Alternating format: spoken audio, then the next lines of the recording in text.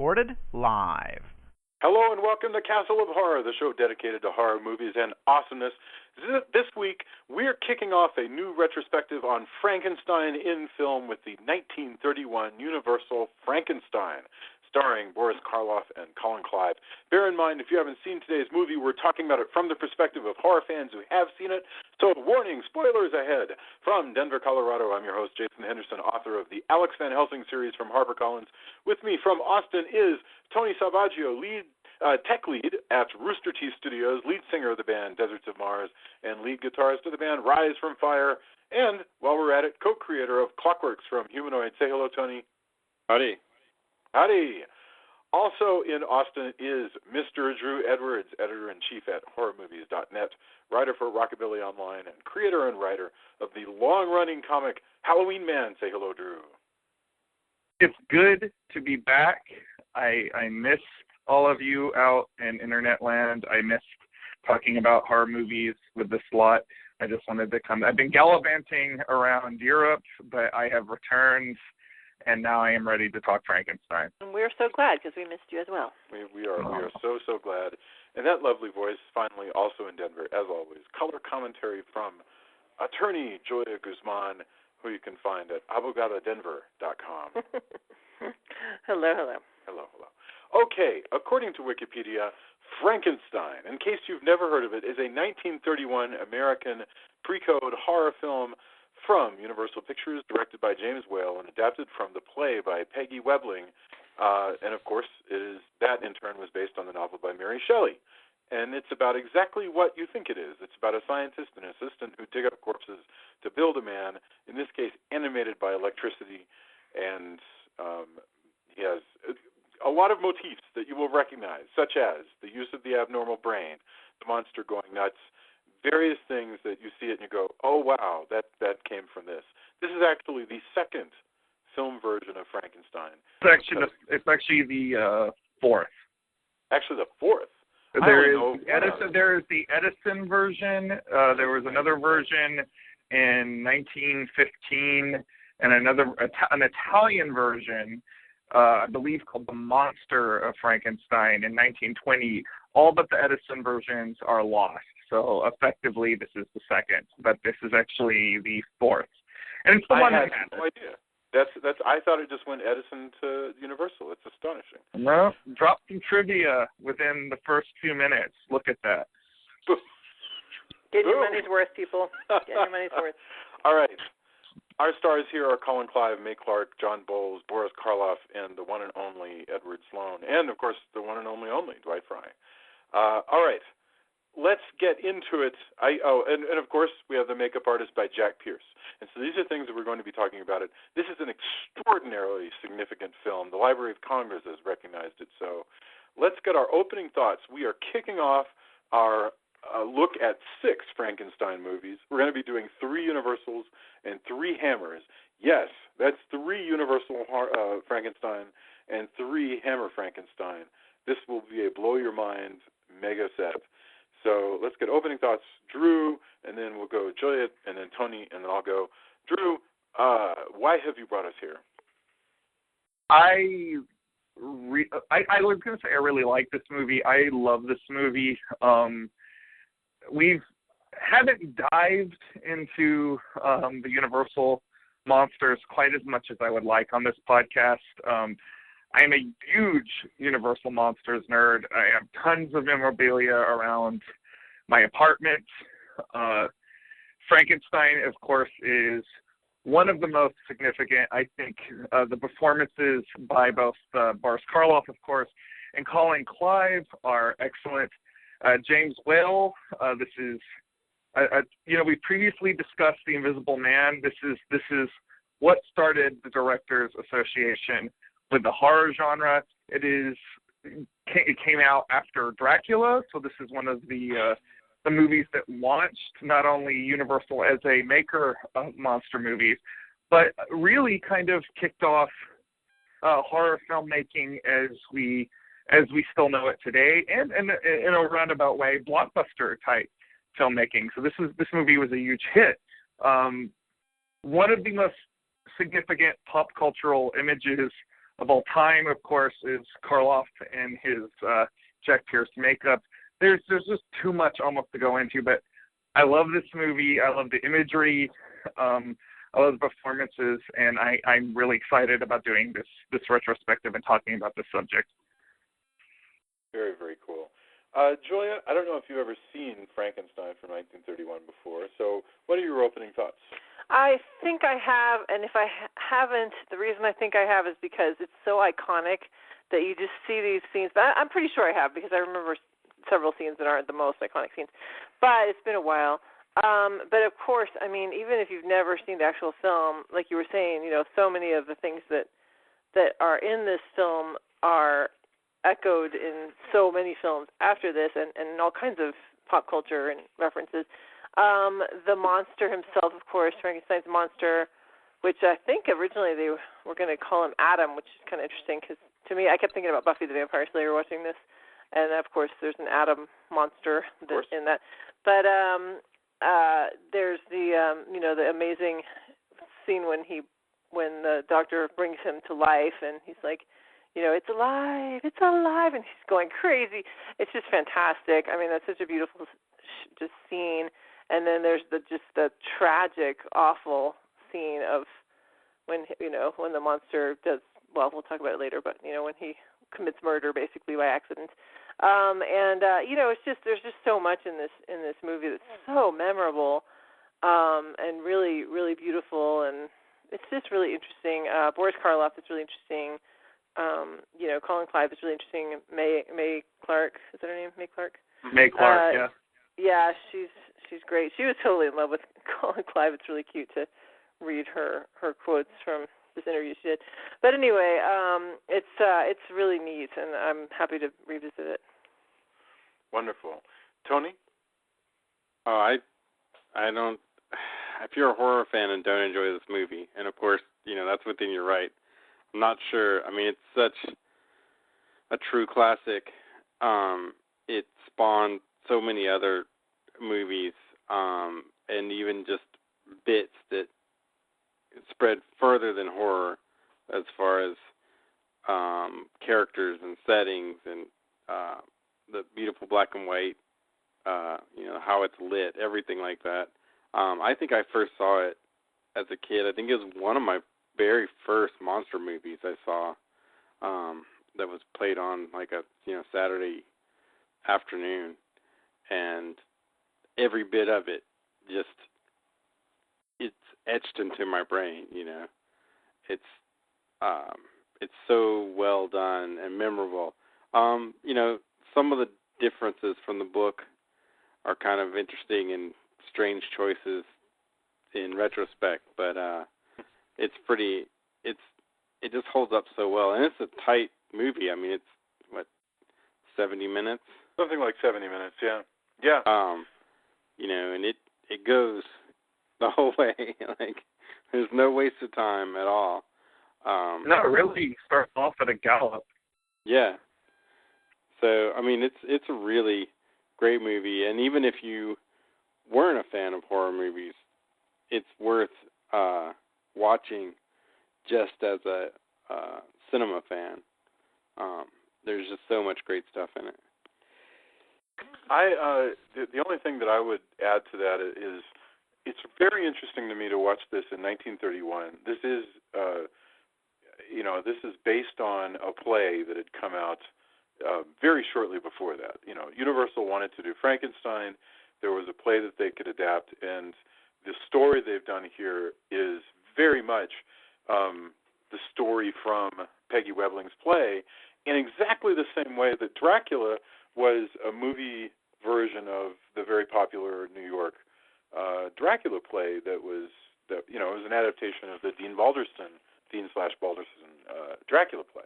And so all of the weird stuff that gets changed in the plot of the novel is stuff basically that comes from the stage play and then sticks around in our culture ever since, which is just amazing to me how those things happen. And some of it's just odd. I mean, for instance, here Frankenstein, and let's go straight into the beginning of this thing. This movie takes place in a European village. I guess it's kind of Germany. It's a Germany-ish kind of place. And well, I think Mel Brooks was right to call it Transylvania in Young Frankenstein, because it's essentially just European fantasy world. Right.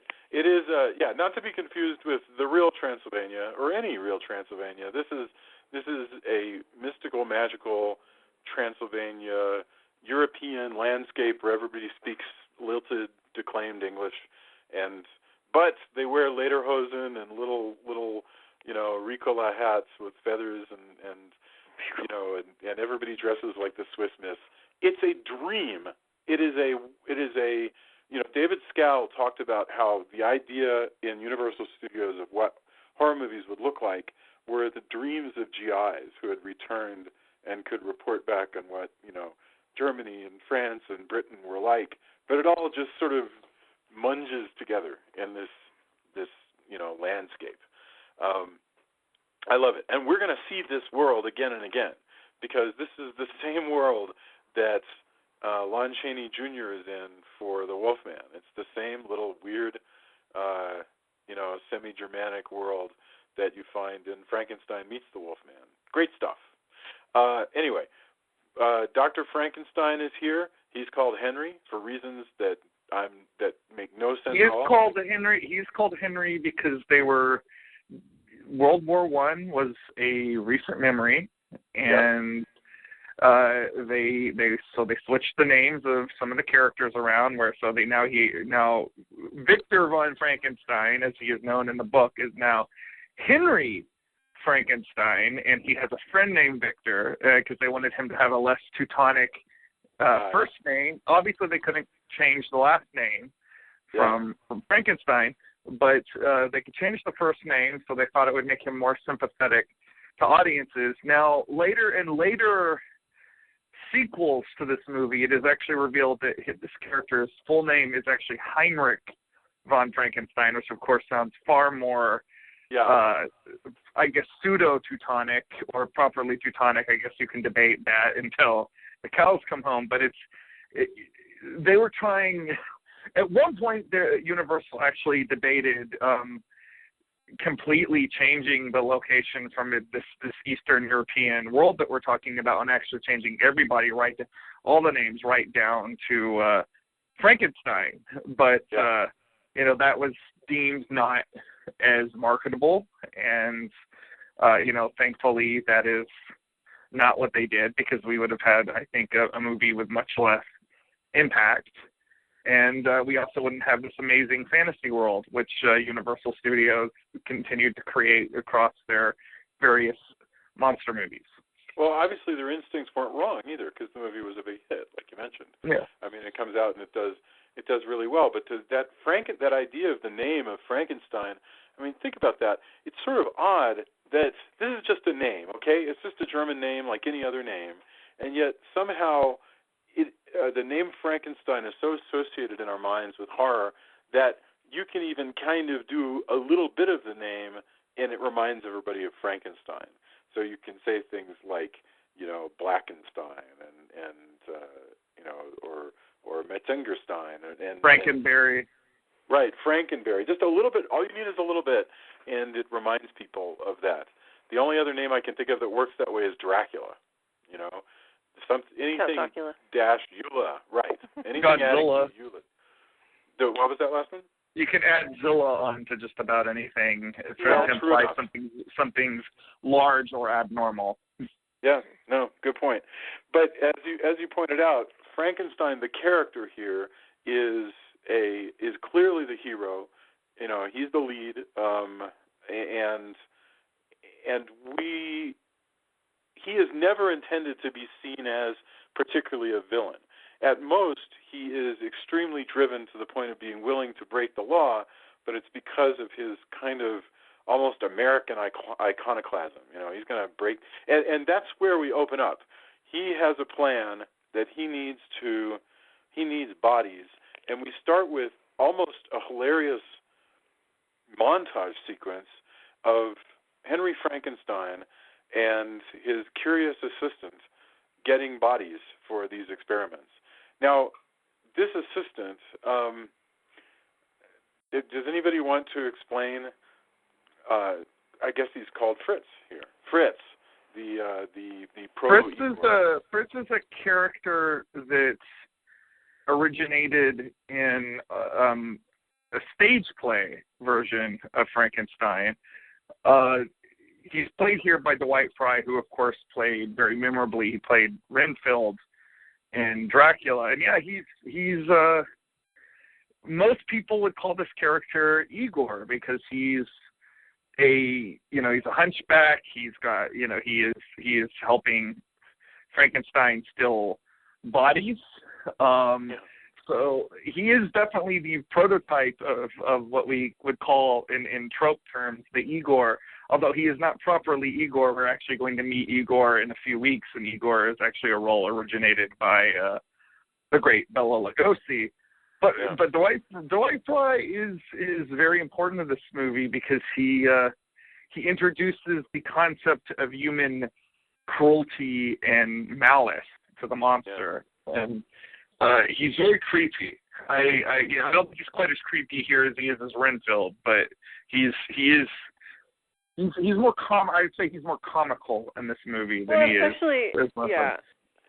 Especially when he goes and he's trying to get the brain from the lab because they've managed to they're trying to get something from like somebody who's been hanged or whatever. But anyways, he goes to the classroom where the professor has been talking about this is a normal brain, and this is an abnormal brain. Anyway, and of course, in my head, even though this is, of course, that came first, in my head, I go to young Frankenstein, and I think about Abby Normal, Abby Normal. But anyway, yeah, he ends up with the breaking the normal brain jar and grabbing the abnormal one, and of course the criminal brain. Yeah, and right, and that's all. That is, I mean, there's no doubt about it. It's a funny scene even here. It's clearly comedy. We are watching ghoulish, weird, gothic comedy because they're moving through these big, giant, tall, expressionist sets, with these, giant carved, there's stones everywhere and crosses and all this crap. And then, the medical school is enormous. Although, by the way, there's an awful lot of women studying in medical school in this movie. I thought that was amazing. Yeah, I was wondering if they actually were studying to be doctors, or if it was just an anatomy class and they were studying to be nurses. Because I wouldn't have guessed there would have been that many. Because there seemed to be maybe 25% of the people. I don't know. Women. I mean, maybe it was just James Whale going, I want to have a lot of women in medical school. Mm-hmm. I really couldn't tell you, but it's a straight up co-ed existence they have in this med school that we see briefly. But Dwight Frye, and the funny thing is, in these early scenes, I guess Fritz is there to do whatever the plot kind of calls for. Because in these early scenes, he's just stupid. He has some cleverness about him, but he's not wise, and he doesn't know that one brain's not as good as another, and he doesn't think ahead, so he just maybe he can't read. Who knows, But there's none of the. Later on, we see him with a little bit of inhumanity when he starts. He tortures him.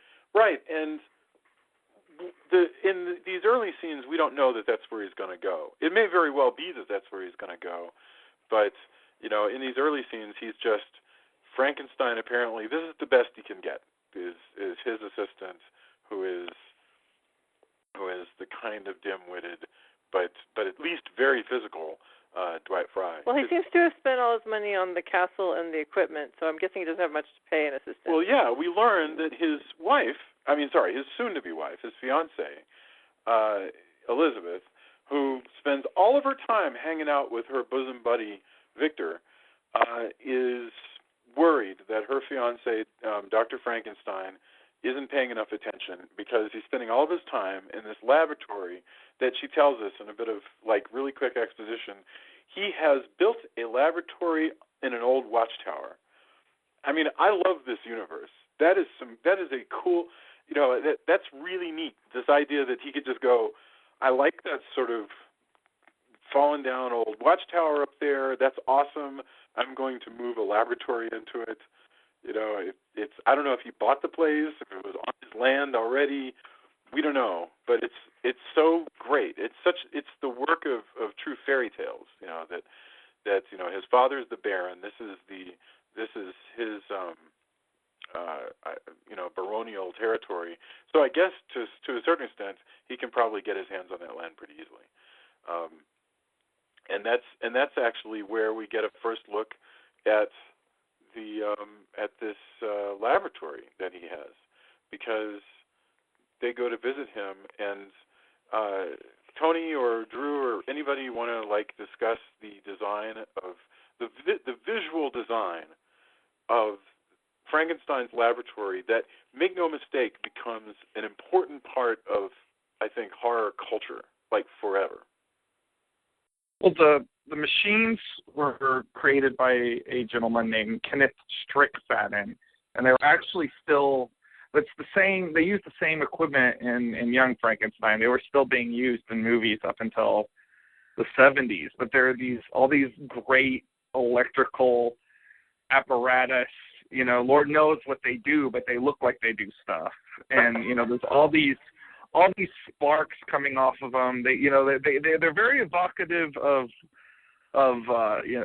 Metropolis, obviously, and one thinks of Tesla as well when you look at this stuff, with all its lightning sparking off of it. And honestly, you talk about it hanging out in our culture. Anytime I want a machine like this, when I'm writing my comic book, I tell the artist, draw a Frankenstein's laboratory, and this is the laboratory. I guarantee you they will start drawing these machines without really that much thought. Yeah, there's electrodes everywhere and wires everywhere and lots of arcing electricity, and especially, and everything sort of moves in waves. You'll have these things where the electricity will just sort of go up and up and up and dissipate and then start at the bottom and go. I mean, it's amazing stuff. Well, remember how when we looked at Werewolf of London, we talked about how in that curious time you have these movies where, at least for the audience, for the lay audience, science was just out there, almost impossible to understand, and mysticism also was sort of beyond most people's sort of everyday existence. And so there was this notion that truly advanced scientists would advance themselves by getting a little bit deeper into whack-ass mysticism. There was just this notion that if you do enough science, you start to meddle in spiritual matters. And so to me, that's sort of what's going on here. That's why the laboratory looks like a wizard's castle, and why so much of the mysteries of science are displayed just through basically lightning, through just magical looking things that are intended to just sort of make us fear. It's because you're right. None of this machinery makes much sense at all. Now I have to say, in the book there was almost no description whatsoever on how the actual deed was done. Well, and it seems like design-wise, I mean, they just kind of decided to go their own way anyway, because I haven't read the book. I know you guys have read it, but apparently the monster looks nothing like what he looks like in the book either. Well, somebody recently joked that a good subtitle for the book Frankenstein would be "A Zombie Learns French." That he is described as being very. He's not described as being hideous. He's described as being uncanny. That there's something wrong with him and repulsive to Dr. Frankenstein immediately when it becomes alive.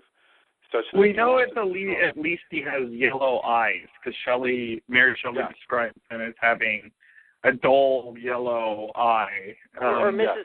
Percy Shelley, as she's called here. Mrs. Yeah, Percy. isn't that hilarious? Yeah. Shelley.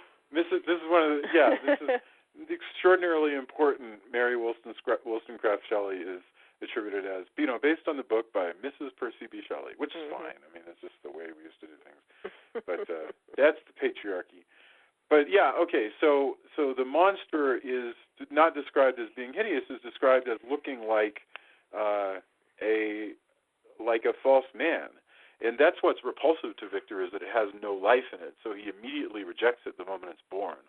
The monster has almost perfect speech and goes wandering the countryside, stopping in with a hermit from whom he learns basically most education that would be needed and speaks several languages. Wow. It's, yeah, it's totally different. No, I mean, that's what I understand is that Jack Pierce created this look, and that everybody else has always used it after that. The look is really... The look is actually, Whale would take total credit for it, and Jack Pierce certainly took total credit for it.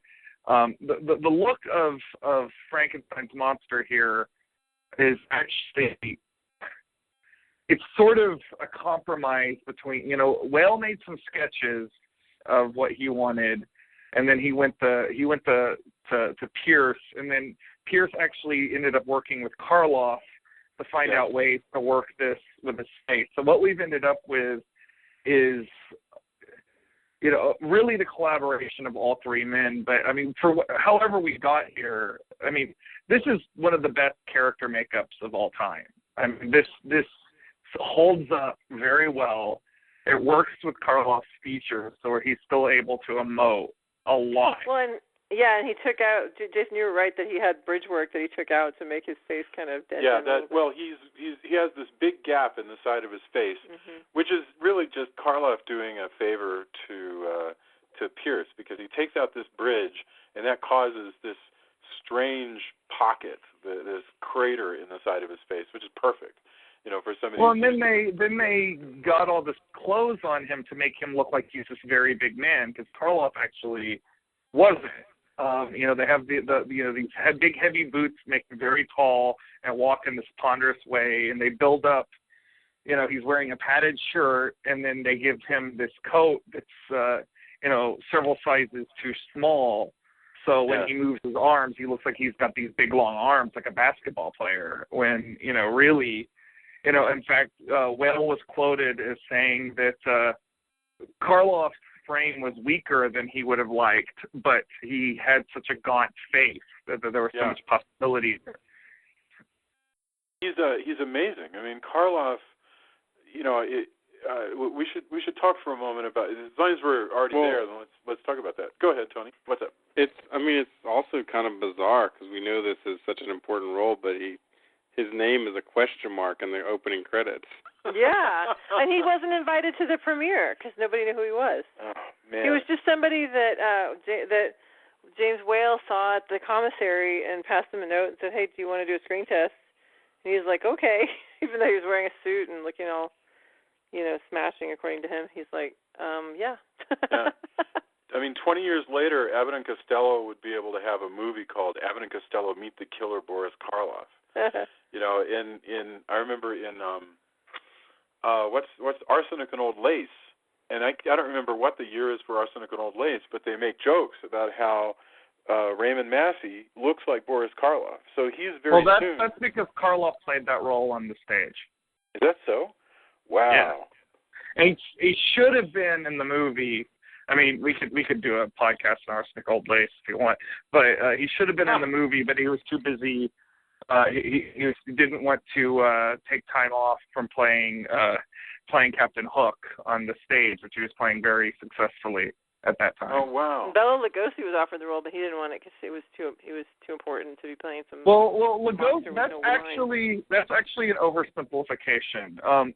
Lugosi wanted to play the Doctor. He wanted to play the role that Colin Clive has played.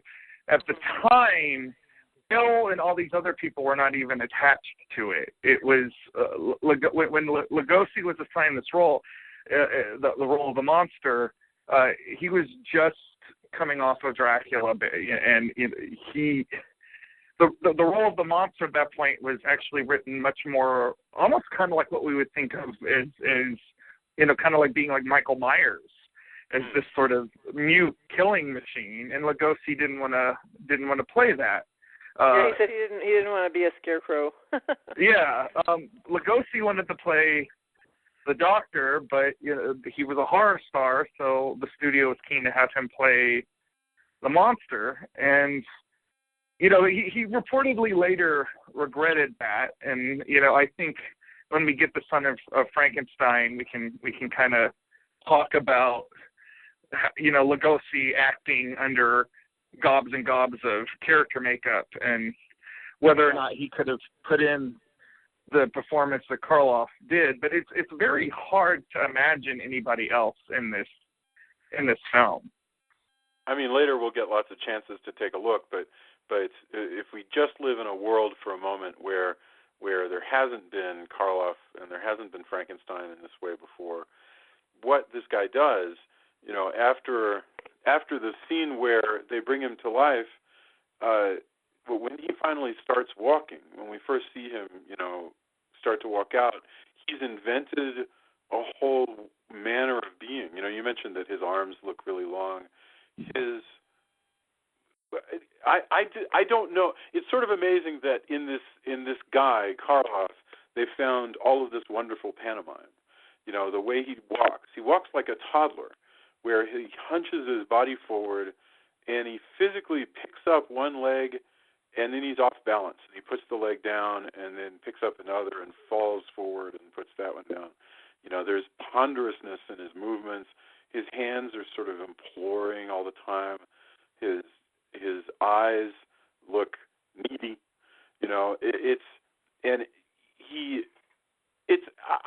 The thing is, it's so obvious to us now that it's very difficult for me to imagine how hard it must have been to come up with all of this stuff. When it's also played, I hadn't seen it in a while,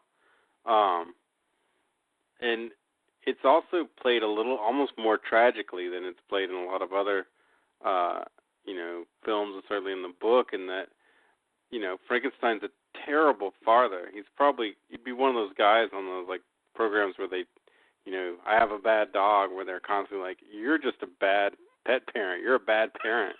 He creates this thing, this childlike, he's not a child. He's a horrible, monster who's an adult with a child's brain, and then is like, yeah, I could help him, but I'm just, this thing I did, I'm just too freaked out by it. It's all about him. Yeah, and I'm just too freaked out by it. I'm going to leave him. Oh, I could check on when the monster finally kills Fritz, who's been torturing him with torches and stuff. He's like, oh, you always hated Fritz. Like, so you just never went down there. You never listened to him crying. You just you locked him away, and you're just like, oh man, I just wonder why he hates Fritz. That is so weird. How could he possibly like my best friend who digs up bodies with me? Like, I don't know anybody, certainly not this craven creature who wants to be loved or at least treated like something that I've, something remotely human that I've made, and he just is like, oh well. To me, terrible. It's such a tragic character. And I was saying it reminded me of Buffy when I was watching it, is because if you watch the season with the musical, she dies and then she's brought back to life against her will, basically by black magic, and she's super depressed because she was in heaven and now she's back. And I can't help but wonder, it's like, if you believe in a soul, if you believe in any kind of afterlife, does this monster have a soul? And if so, is it a tortured? He seemed, obviously he's physically tortured. Is he also a tortured soul because he's been pulled from? Well, first of all, this he may be in a great deal of pain. We have no idea. He's probably physically in pain because his body is all kinds of crazy. Well, let's talk. I want to talk about the thing that Tony was mentioning. About this nature versus nurture thing. Much is made of him having a criminal brain, an abnormal brain. But really, what I think is going on here is exactly what Tony's saying, is bad parenting. Yeah. He just seems Who wouldn't be miserable if they were neglected and tortured, of course. And plus, he doesn't even do that much. He's just kind of afraid all the time. Yeah, you talk about being brought to life. It's funny, they one of the things, I was reading an essay on Frankenstein, and one of the things they talk about that makes this character almost instantly relatable to all children is his demeanor, but there's also the layer of he's brought to life against his will, but when it really breaks down to it, all of us are brought to life against our will.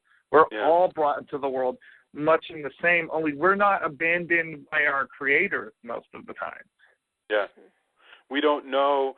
There are rules that we don't understand, that are beyond our understanding, and there are people yelling at us for reasons that we can't grasp. It is. It's terrifying and terrible. And the fact that he lashes out physically at Fritz is completely understandable. You know, he does that out of rage. What happens later with the little girl is out of confusion. You know, but at this point, it's just, you know, and that alone is one of the just best. It's so tragic, and yes. We see his understanding of the world, that he sees something beautiful. He's having this moment. Finally, someone treats him as a peer, as just a plain human. He's not a creature. He's not something to be abused. This is a peer. Although she, of course, thinks of him as an adult, but they're going to play together. That's the first time he's experienced this, and so the tragedy of it is he only really means, he's like, look, it's something beautiful. You throw these in the water. That's what we do. And I'm out of flowers. Oh, I'm out of flowers. Well, what's the next most beautiful thing? Look, this girl has this pretty dress. And his realization of what he's done is just heartbreaking on so many levels. And he goes and he searches, and you wonder if he, you know, actively, as he's going there, like in his childlike mind, he probably knows instinctually that he can't really get help, but he wants to get help. And all of that is just, it's so, like, watching it through a more adult eyes, and it's done just so well. There are so many movies today with, you know, we have huge blockbuster budgets and everything, and those moments, you know, don't exist. Those are like once in just a blue moon kind of moments where everything comes together. You know, as much as horror gets maligned, it's just the campy old black and white Frankenstein. But if you really watch it, there is true magic going on in this movie in all of these bits. And he operates, you know, eventually that would inform, you know, Herman Munster's character. Sure. It would become this, like, the talky kind of version of this. But in this, it's a much more childlike and much more innocent happiness. Tragically tragic in just a split second. Well, can I just mention? Go ahead. Yeah. You know, it is, as Tony says, it's this. He's got this physically enormous and powerful superhuman body with a brain that's, you know, Henry Frankenstein even says that he's only a few days old. He's not even a toddler, and he's got this physical strength. So how could he not, you know, be just clumsily stomping around the world? And his brain is actually considerably better than a toddler, I have to say.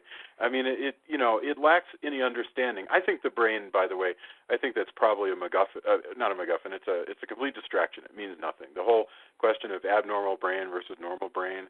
I mean, if they had put the perfect brain in here, I don't think there's any reason to believe that he would have been any better a monster, because he seems to be completely rebooted, basically. Yeah. You know. Well, it also goes back, I mean, again, Frankenstein doesn't try at all. He's like, that's a criminal brain. I can't. Well, that's where I'd like to, I want to just take a moment. Try to say, well, it was a criminal brain. What if that I can rehabilitate this? Yeah, what if that doesn't matter? Goes, well, he doesn't give, in fairness to him, he doesn't give up on him immediately. It's when, honestly, I put my lion's share on that on Dr. Waldman. You know, like, he comes up and he's like, you have to destroy this thing. And at first he's like, no, you know, he's only a few days old. We have to experiment further. We have to work with him. You know, like, so he's not immediately, oh, yeah, that's messed up. Let's dissect him. That's true. But, I mean, man, there's some great character acting in Waldman as well. Oh, yeah. Edward Van Sloan. I actually like Edward Van Sloan a lot better in this than I do in Dracula. I mean, I like him as Van Helsing, but, like, he's just not that interesting as Van Helsing. Meaning no disrespect, there's not much for him to do. There are some good scenes. There's like one or two good scenes, I just want to say this script is a vast improvement in the story over the way it goes in the book. Just for a brief moment, to cover the parts of the movie that we've just covered, the equivalent parts of the book go like this. Frankenstein makes the monster through his great wisdom that he's acquired. He makes the monster. It comes alive. He's afraid of it. He runs away. The monster then basically goes out on its own, alone, feeling abandoned. Stops in with the hermit, learns to read and some clever tricks and stuff. People come by and reject him. He sets fire to that house and vows to go and get his revenge on his master. And so then, I'm not making this up, the monster goes back to Frankenstein's house, murders Frankenstein's little brother, and pins it on the maid by moving a piece of jewelry to the body so that the maid will get blamed. It becomes almost like a Korean revenge thriller. It's a totally different story. All of the now there's depth and all that stuff. I'm not saying it's a shallow book at all, but that one is more like The Stranger or something. He's doing things because he's disconnected from humanity. It is not the same thing. In this book, in this movie, he's, like you said, he's a childlike innocent. He's like Lenny, which isn't even out yet. Mice and Men doesn't exist which yet. does like make Lenny. it weird when they decide to hew closer to the book and he decides to go after Frankenstein's fiance. Yes. Like, right. that kind of comes out But of, like, and where we'll you're talk trying about to that go more towards... What? When we What? talk about Bride, though, like he's almost become a petulant teenager, which is something we can talk more about that. But that's true, it's like the monsters hit puberty. But it does become a little bit more strange and problematic in the storytelling, in that how he puts everything together. In the book, it makes sense. Like, I am going to make Frankenstein's life hell. This is what I've got to do. But it's not so much in this. He's just like, hey, I'm coming in the window. He doesn't end up killing her. It's just like it's kind of strange in that context. Is he? What is going on with Elizabeth? So eventually they decide they need to, since Frankenstein's just completely given up on all of this, and that's something that definitely is shared with the book. And then he's going to get married, and so Frankenstein, the monster, comes after. By the way, okay, let's put it off till later. But I often call the monster Frankenstein. We should talk about that. But the monster decides to go after Elizabeth, or does he? Is he just accidentally coming in, doing exactly what they are afraid he's going to do, which is to come in after Elizabeth? Like, what is going on? Does anybody know? I have a fan link on that. Okay. I think he instinctively is going after his family, much in the way like a folkloric vampire or revenant would. And which, again, like Tony said, is also what happens in the book. Like, I think, but I mean, if you're looking for an excuse as to why it happens, that's my. He feels this. There's a thing that that they play with visually sometimes in this movie where, and apparently that's a holdover from the Webling play, that Frankenstein and the monster are two sides of the same coin, and there's a very good visual cue on that later in the movie when they're in the windmill and we see the gears of the windmill working around, and you see the monster through one angle, and you see the doctor through the other. And I just think, the monster is drawn to his creator, like there's something, in his primal brain part that, he's going to seek out his creator like that. Wow. I was just thinking about the fact that wheel that they look through is very much like a zoetrope, which is an animation. Yeah, that's what I was going to, like, they do some really just great stuff with that, and we can get to it closer to the end. But that zoetrope feel, that's like, because cinema's still really evolving during this time.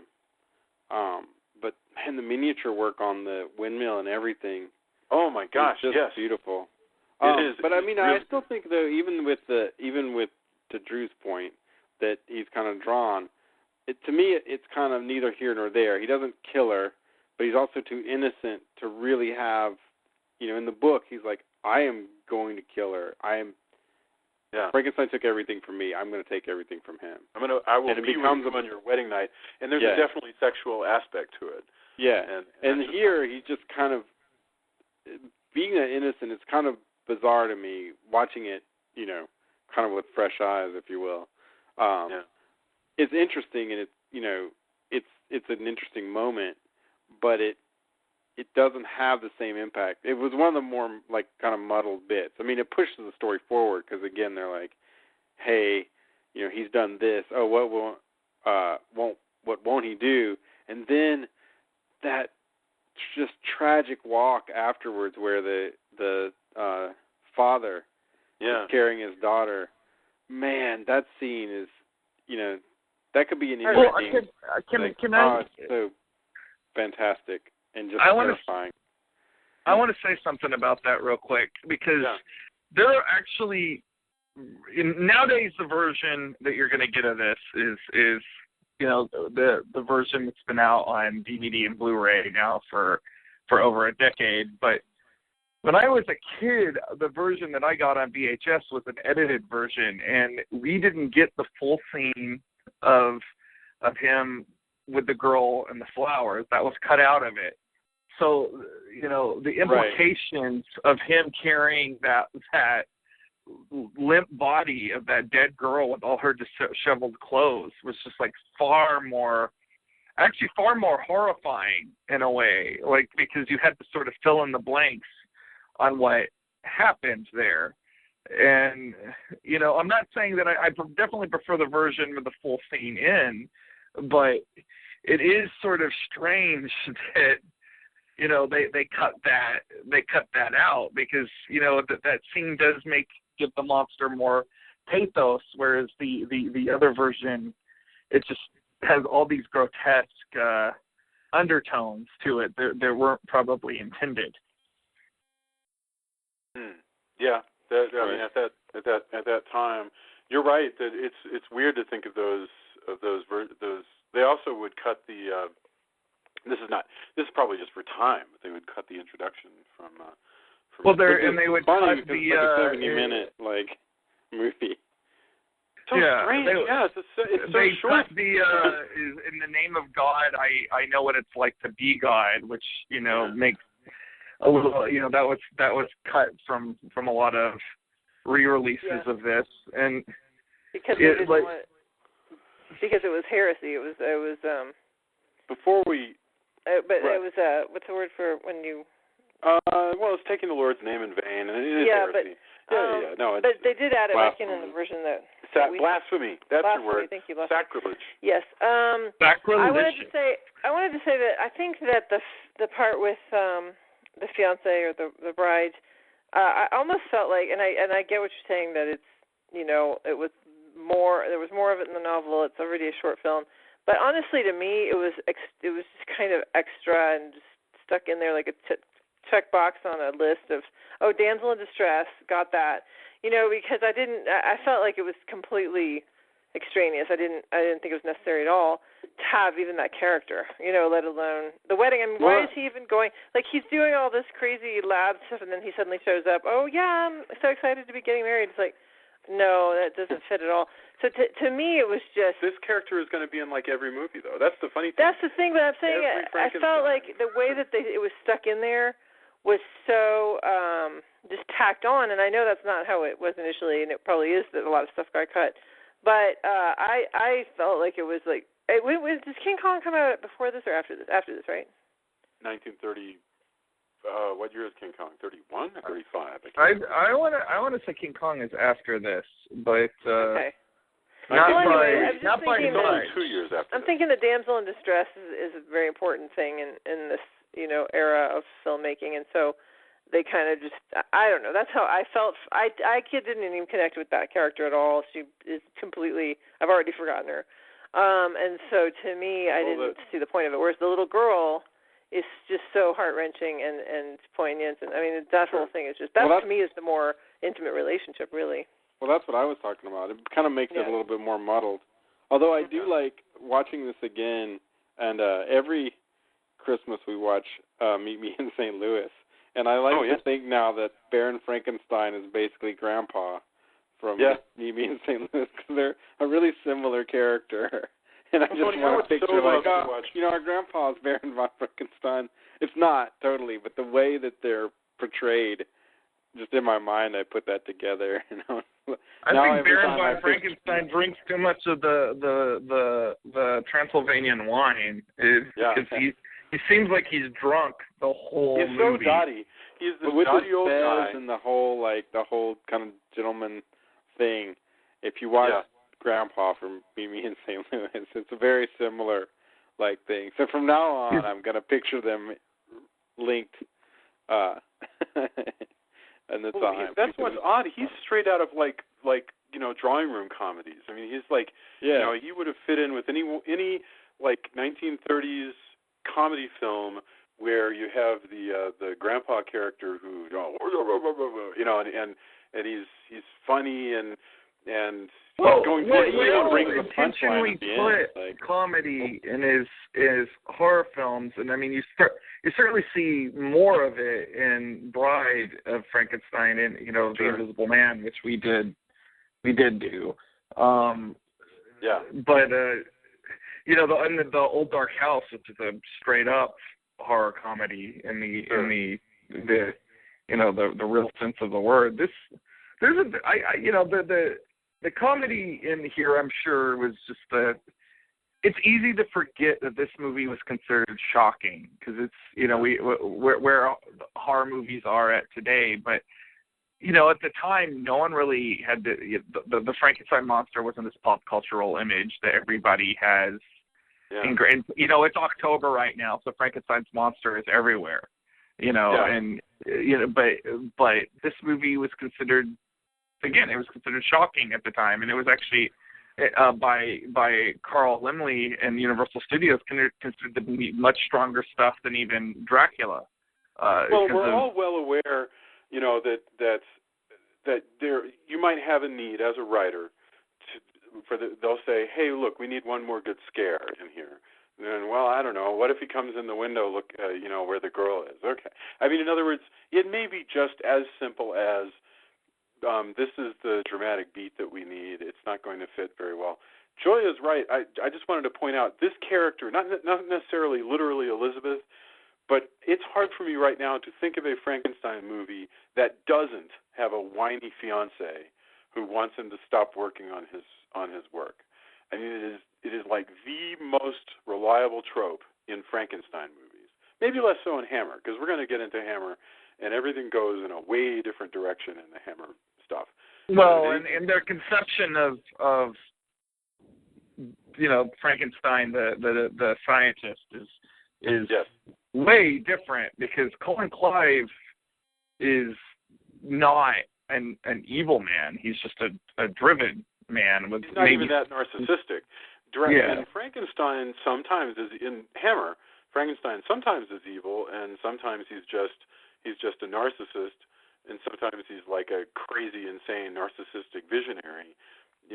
So he's basically he's just a little bit farther down the psychopath continuum, basically, or sociopath continuum, I should say. Well, he's a better. As much as I like Colin Clive, and I mean, I will save this when we're actually discussing the Hammer Frankenstein, but he's a better character to base a series around. I will say that. That's true. Because all of the Frankensteins in the Universal are interchangeable and all wonderful. All of them are basically good guys who just want to further mankind with their brilliant brains, and they learn their lesson, and they wind up. Don't mess with God. The Hammer Frankenstein never learns that lesson. He just keeps right on. He just keeps going. Oh, what a fabulous character! Yeah. But it should be said, as we will learn as we go across these movies, the Universal Frankenstein movies are more about what befalls the monster. So, and I think you were talking about whether or not it's fair to call the monster Frankenstein. Yeah. I think it's totally fair because he has his father's name. Yeah, and in fact, the confusion people whine about the confusion, but the confusion of whether or not to call this monster Frankenstein starts even before this movie. It was in Webling's play where the creator, Dr. Frankenstein, says, "I will call him Frankenstein," and it's intended that they bear, even though the monster has a big crazy wig and big black lips and stuff, nevertheless they are mirror images of one another. It's intended to be that they have the same name. So it's totally okay if you're out there going, "Oh, it's Frankenstein," and somebody like gets all up in your business about how you shouldn't call him Frankenstein, you should call him the monster. Tell them that the 1927 play says different, and just watch them run. Well, I go back to that aspect of familial relation. He is. If we are to say that the Frankenstein is his father, then why wouldn't he have his father's name? Yeah. So it's true. I do. One of my favorite incarnations of Frankenstein's monster is actually one of the most recent, which is the version on Penny Dreadful, who toys with picking out a different name for himself every chance he gets. But and that version's very close to the murderous and verbose version from Mary Shelley. But That's a really good tip. I really like Karloff as the monster, and I wouldn't want to see this in every version of Frankenstein. I think the only actor who really came close to kind of recreating this particular version of Frankenstein's monster is Tom Noonan in Monster Squad, who does a very spot on impersonation of Karloff in this. But I mean, really, I don't think that this character, matching up a character with a character effects makeup has really ever been matched in my book. Maybe the guy who plays Bob in Day of the Dead, but I don't know. I mean, Karloff is awful good in this. Yeah, no, he really, really is. It was cute. I want to say that the little girl who, plays the girl who gets thrown into the water, they were so worried that she was going to be so scared of him because he was really scary, with all his makeup. But apparently, when they were driving over to where they were going to film the scene, she ran up to him and grabbed his hand. She's like, "Can I ride with you?" And he's like, "Aww. Sure, darling," and whatever. So she was actually just fine with him. She wasn't so much fine with getting thrown in the water because she'd only had like 3 swim lessons. But, wow. Yeah. Well, it's Universal. They just do. May Clark, on the other hand, was like really freaked out by his makeup, so he told her that he would wiggle his pinky finger just to remind her that it was still him in there. I love how much he can act with his hands and stuff like that. He was amazing when he comes to life and like looks up at the sky and is like sort of trying to grab the sunlight. It's so beautiful. You're just like, I don't know what, if he's just trying to, if it's kind of a God thing, like or what it is, but it's really neat. I think it's beyond all of those ideas. So that takes us to the end. Basically, Tony, you were going to say something about this final battle. We were talking about the zoetrope, and you stopped yourself and said, "Let's put it off." Everything leading up to it. Yeah. You have several things that are both beautiful in this movie and eventually become iconic. Again, going back to the walk of the, just stunned and in shock father, that leads to, a kangaroo court of sorts where they go, he killed. No one's interested in, Frankenstein doesn't help because, of course, he knows, like, that this is supposedly a criminal's brain. But, there's no, like, he's a child murderer now, although unintentionally, and, has tried to kill Frankenstein's fiancée. They're going to have it. But this becomes the prototype for every angry mob. I guess the real prototype actually is probably the Hunchback mob from the, silent era. But this really becomes from the Walla where they, great observation, to the pitchforks and the torches. Yeah, the angry mob for sure. Like, yeah, exactly. This becomes what, in any movie, this is the angry mob. Yeah. From vampire movies to certainly every horror movie, and definitely any time that there's a village, this is it. Beauty and the Beast. This becomes the icon for that. Let's get torches. We're going to light the torches. We're going to have pitchforks. We're going to have implements. We're going to axes, hammers, whatever we can grab that we use in the village to enact justice against this terrible thing. They're Without still even knowing doing this in movies, more or less. I mean, we did Van Helsing on this, which was a play on Universal horror movies, and they open it up with angry villagers with pitchforks and torches and the lot. Exactly. But it's really funny down to the sound design. Like I said, the wallow where people just go, absolutely. When they do that and record it, it just becomes this.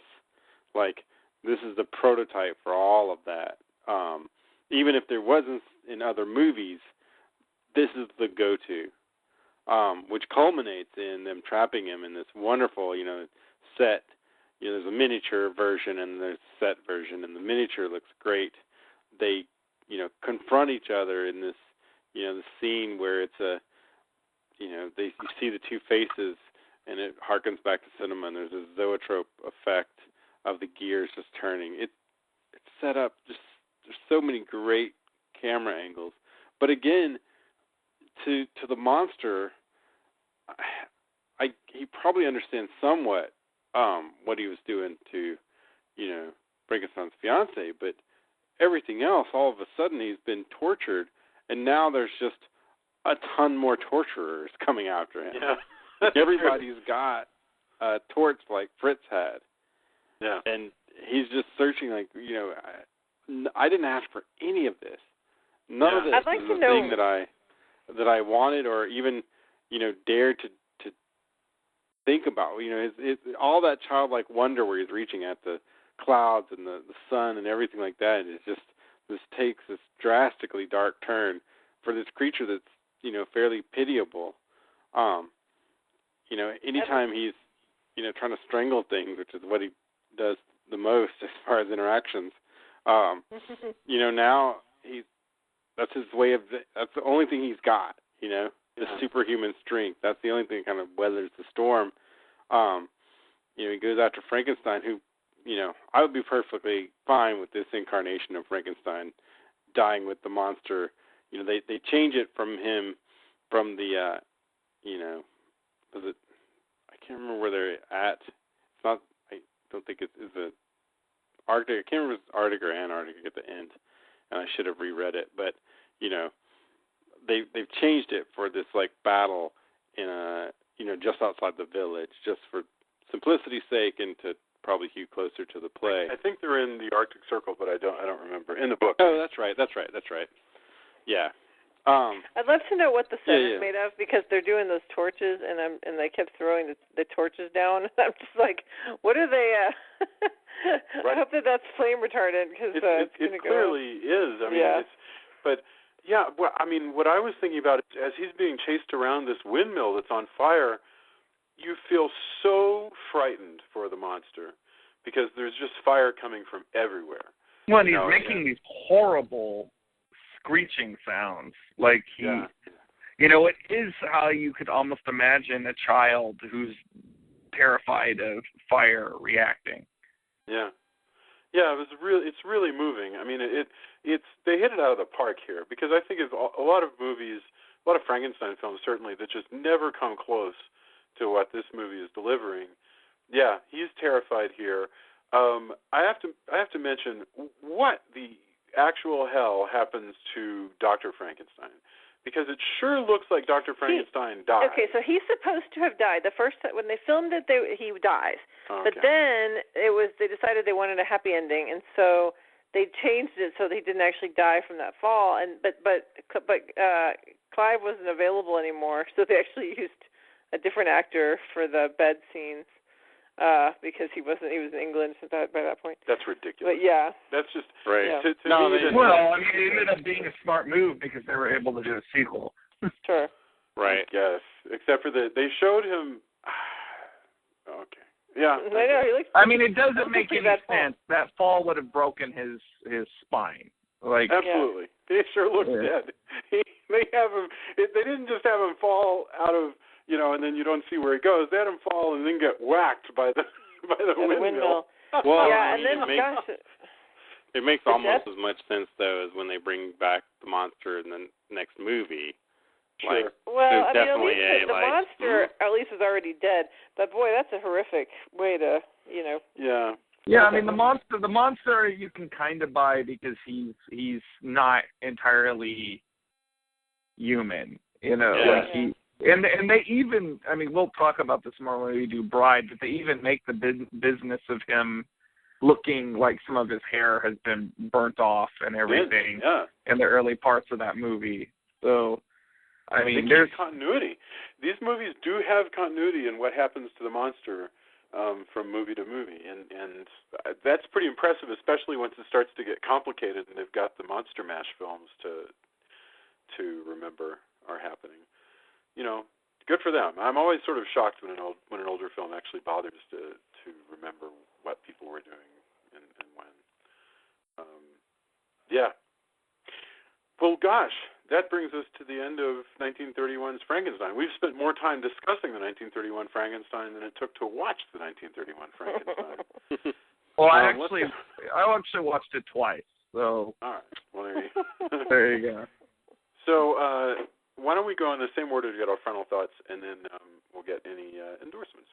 So Drew, and of course we'll be back next week. Did you start with Drew? Or did you start? Oh yeah, yes, you did start. Yeah, because I was thinking you started. Drew was the one who wanted this particular retrospective. True, yes.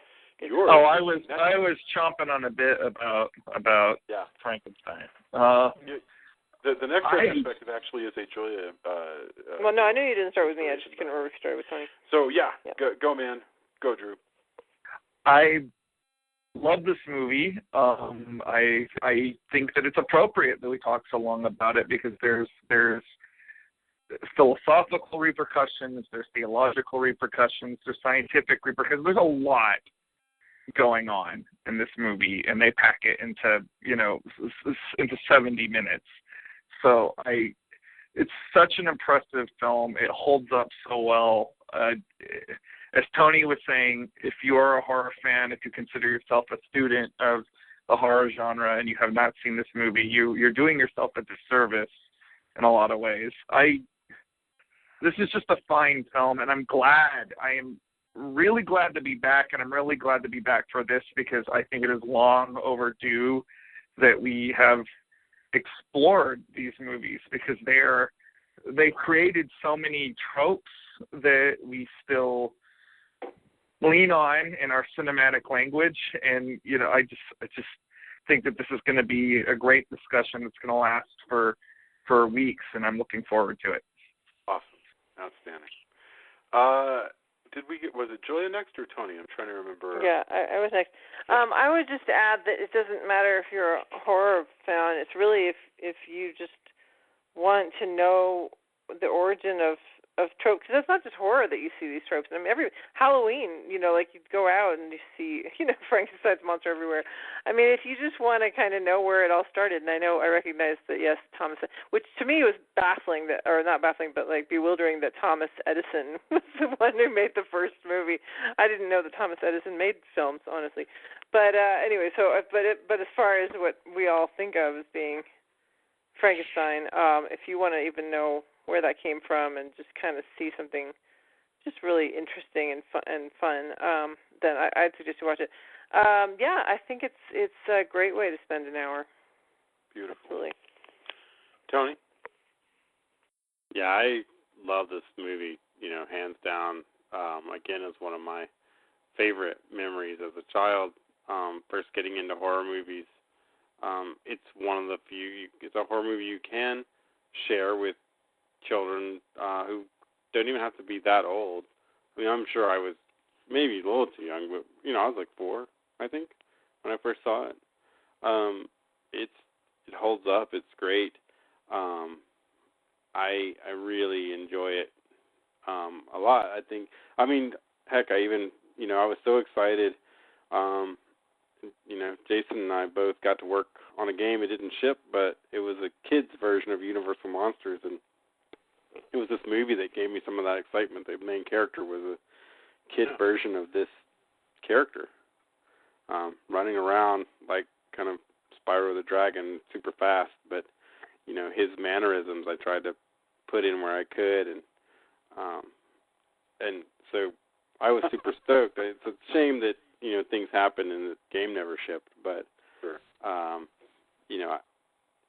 It was that memory and that love of all things Universal Horror that really sold me on, oh man, I have to put in the long hours and make this good, or as good as I could possibly make, my part of the game. So I unabashedly love this movie, and I probably love it more now that I've seen it. And it's been a while, so I need to definitely this would be a really good Blu-ray to own see it, restored. It's fantastic across the board. Excellent. And rhyming. I have nothing to add to that. I think this is so I won't. I'm not going to say that I have nothing to add to that and then add something. Other than I'm looking forward to following up next week. I cannot wait, and we're going to have to wait 1 week. I will not be here next week. So 2 weeks. So 2 weeks you have to wait. Yeah, 2 weeks hence, and then we are down for like 5 more. So it's going to be really good. All right, let's go around for endorsements. I don't know what you guys have been watching or listening to, but I'm interested in hearing it. Drew, lay it on me. You got anything going on? Well, I in my travels, since I was getting on and off of planes a lot, I wanted stuff to read. I wanted to get a good page turner. I happened to buy my local half-price books, and I told them that I like the horror genre. The woman that worked there that was into horror novels actually recommended it's a collaboration between Guillermo del Toro and Chuck Hogan. It's a trilogy called the Strain Trilogy, which is now, of course, a TV show. I've never seen the TV show. I have to say that I don't even know whether or not it's a good adaptation or not. I hear it's actually all right, but I quite like the books. I don't know how much Del Toro actually put in any time. I mean, it's definitely Del Toro-esque, but I don't know how much he actually put it on the page, other than conceptualizing it. But it's a vampire series. It's very folkloric. It's if it's got any fault to it, it's that it's got a lot of familiar things to it. Like, it's very reminiscent of Dracula and very reminiscent of Salem's Lot, and at the point that I'm at in the second book, it's very reminiscent of I Am Legend. But that doesn't necessarily mean that it's not entertaining. I would call these books page turners in the best sense of the word. They're very pulpy. They're not exactly what I would call highbrow, but who cares? They were fun to read getting on and off planes, and I'm almost done with the second book, which is called The Fall, and I look forward to reading the third book whenever I can get my hands on it. So I am going to recommend the entire trilogy, which is the Strain Trilogy, which I may end up regretting if I feel like they dropped the ball in the third book. But right now, it's a fun vampire series, so I'm digging it. Wow. Okay. Yeah. No. Good tip. Julia, I don't know. What do you got going on? Well, I think I'm going to let you talk about the play that we went to see, the play/film that we went to see. That was fun. Okay. I think that's probably it. So we talked about Designated Survivor, which I've been enjoying. And other than that, gosh, I've been so completely consumed with all this election business that I really haven't had any time to take anything else in over the last week. Well, if you didn't watch Saturday Night Live on Saturday, there was some hilarious stuff there with Lin-Manuel Miranda and some election. Alex Baldwin's a better Donald Trump than Donald Trump. Alec Baldwin's hilarious. No, he's been doing really good. It's so funny to think that Alec Baldwin, who's been on that show, on and off several times a year for like as long as I can remember. I mean, since like the mid '80s, is just now hitting his stride with like a really great recurring character. That's amazing. That's how often does that happen? That a guy just keeps getting better. So that's wonderful. Cool. Good tip. Tony, what do you got? So while I was gone, I was at Fantastic Fest, where my final total of movies was 34 movies that I saw. Holy crap! So 34 movies. That's amazing. Great googly moogly, man. Out of, I think you can see conceivably 37 movies plus whatever screeners. And I was pressed, so I actually saw more than that now that I think about it, because I saw a bunch of movies on press screenings and such. So I've probably need to catch up. I'll probably push 35 to 40 movies by the end of this whole Fantastic Fest adventure. However, I was able to, write up some interesting things for horrormovies.net. The Grudge versus The Ring, by the way, better than it should be. I was really impressed with that. But this week marks the return of Godzilla to the big screen with Shin Godzilla, or as they're calling it, Godzilla Resurgence. I've written up my review, which should go up sometime soon. Hopefully you can find tickets in your nearest town. It'll be up tomorrow. I think it's gonna be a divisive movie. I still enjoyed it. The last movie I got to see, like in an actual theatrical run, was Godzilla 2000. Before that, it was Godzilla 85. So I guess we're running at like 15-year streaks here. Whenever a Japanese Godzilla movie gets shown in the States in the theater. So, but I enjoyed it a lot. I think there's some weird stuff to the design, but I like most of it. There's not a lot of monster smashing action. So I think that's going to be that's what a lot of people complain about the 2014 Godzilla, and that's why I think this is going to be very divisive. However, when Godzilla is doing Godzilla things, it is on. Oh man, CG is still kind of Japan level, which is to say not as well integrated as a lot of the Godzilla stuff that's in 2014. But the big takeaway is, if you're a monster fan, if you're a giant monster fan, you can, from the 11th to the 18th, hopefully catch this, thanks to Funimation for working to distribute it. You can catch the movie on the big screen, and there's a couple of scenes that really do deserve to be seen on the big screen when things get extremely Godzilla. Like I said, I mean, there's I think people who are looking for kind of the older, the 70s and even some of the 2000s movies where it's like monster battles, it could possibly be disappointed. But to me, since it harkens back to 54 and 85, I'm kind of okay with all of that. But it's a kind of choose your own adventure on that. But I really did enjoy it.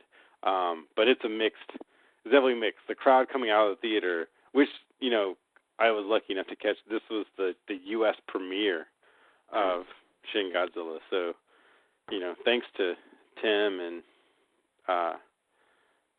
Kristen and everybody who puts together Fantastic Fest, everybody who had a hand in that, and Funimation for doing that.